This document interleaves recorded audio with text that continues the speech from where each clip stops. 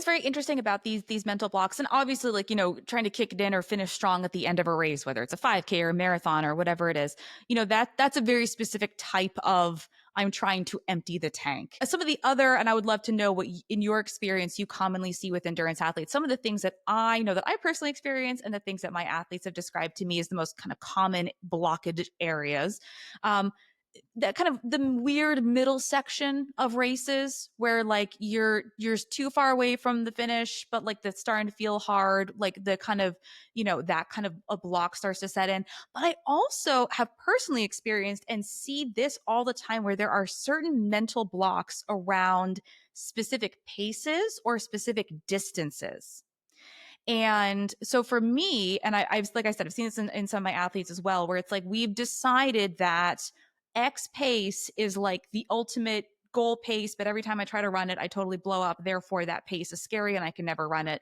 And it becomes this thing. So for me, I had when I was a newer runner, for the longest time, I had what I called my white whale pace. Like I was chasing this pace of 8 minutes per mile. It's always this round number, right? And I could not for the life of me race anything, get close to, but never could really do 8 minutes per mile. Eventually got there, but that was such a big mental block for me. As soon as I saw 8 minutes per mile pace on my watch in a workout, like my brain would go haywire, right? And so I say that because what you were saying about the way that we respond to the thoughts that pop into our head, these blocks can literally feel like blocks, like physical. It almost feels like you're running into this, like, nope, I can't do this.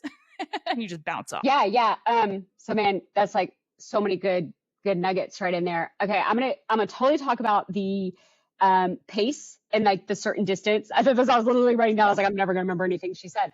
But I want to say something about the middle of a race, because that is so common. And it is very, very common to make a couple of mistakes with visualization and imagery, and those can be used interchangeably.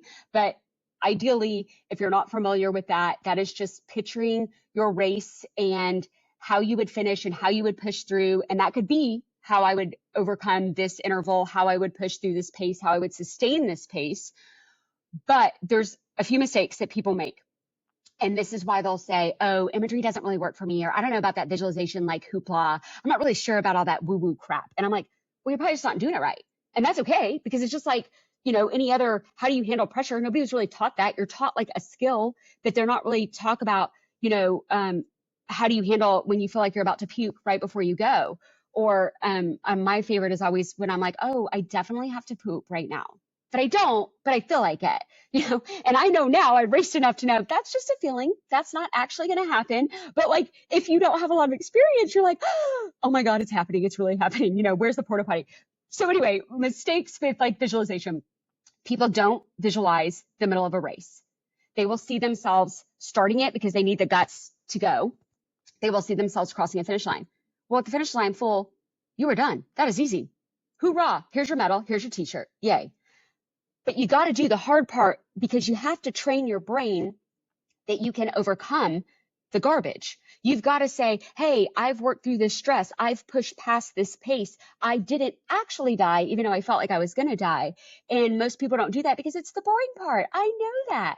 But if I don't do it, my brain doesn't get that repetition where it goes, okay, we've been here multiple times. Because, in marathon training, you don't typically train more than or go over like 20, 21 miles.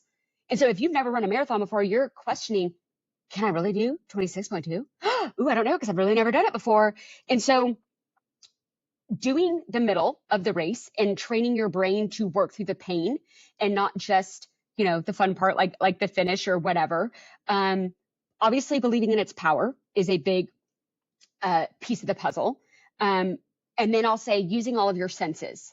And so actually mentally rehearsing what it will be like, and not just seeing it. Like a lot of people will watch like a video, like it's like YouTube or something, but that's not enough, because that's only sight. You've got to experience the race to make it real, because what a lot of people do not realize is the brain does not know the difference between fact and fiction.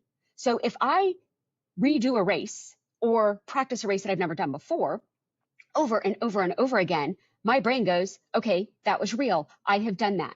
it doesn't matter if it's in real life. And so many people will wait till a race so they can go, well, I have a lot of experience at this distance, or I know that I've overcome this before. I know that I've come back from a bad start before.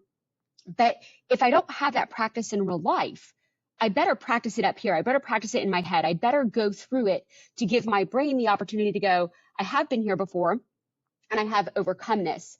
And that's a beautiful, I'll just say, like, aspect of the brain that a lot of people waste is visualization. As long as you use all of your senses, what do I smell? What do I hear? What do I see? What do I taste? And that may be dry cotton mouth saliva. I get it, but make it real. And then if you can paint a vivid picture, then your brain goes, okay, well, I have been here before. I know exactly what it's like. And I've worked through that, because if I don't take the time, then I don't give myself an opportunity to know how I'm overcoming it.